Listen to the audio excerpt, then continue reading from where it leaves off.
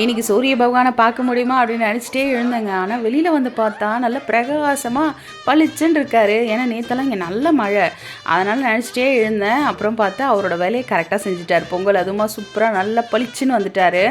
அவர் ஒரு கும்பிடு போட்டுட்டு வேலை செய்ய ஆரம்பிச்சிட்டேன். 12 மணிக்கு தான் பொங்கல், நல்ல நேரம், பொங்கலே அப்போ தான் ஆரம்பிக்குது அப்படின்னு சொன்னாங்க.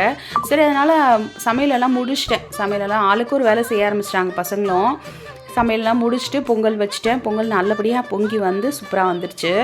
இந்த வாட்டி அடுப்பு பற்ற வச்சு மாடியில் எப்போயுமே பொங்கல் வைப்போல, அந்த மாதிரி செய்யலை. கீழே கேஸ் அடுப்புலேயே வச்சுட்டேங்க. அதுக்கப்புறம் மேலே கோலெல்லாம் போட்டு அழகாக பாப்பா வந்து ரெடி பண்ணிட்டேன். அம்மா ரெடி பண்ணிட்டேன் வாங்க அப்படின்னு சொல்லிட்டு அப்படியே எல்லாத்தையும் எடுத்துகிட்டு மேலே கிளம்பிட்டோம். சாமி கும்பிட்றதுக்கு முன்னாடி தேங்காய் என் பையன் நான் தான் உடைப்பேன் அப்படின்னு சொன்னான். எல்லாரும் 2 பேரும் மிரட்டிட்டோம்.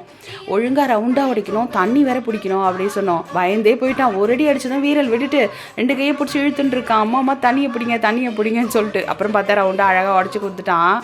அதுக்கப்புறமா வச்சு நல்லபடியாக சாமி கும்பிட்டோம். சூரிய ஒளி எப்படி பிரகாசமாக இருக்காரோ அதே மாதிரி எல்லாரோட வாழ்க்கையும் ரொம்ப பிரகாசமாக ஆரோக்கியத்தோடு நல்லபடியாக இருக்கணும். சக்கரை பொங்கல் மாதிரி எப்போவுமே தித்திப்பாக வாழ்க்கையில் சந்தோஷமாக இருக்கணும். ஆரோக்கியமாகவும் இருங்க.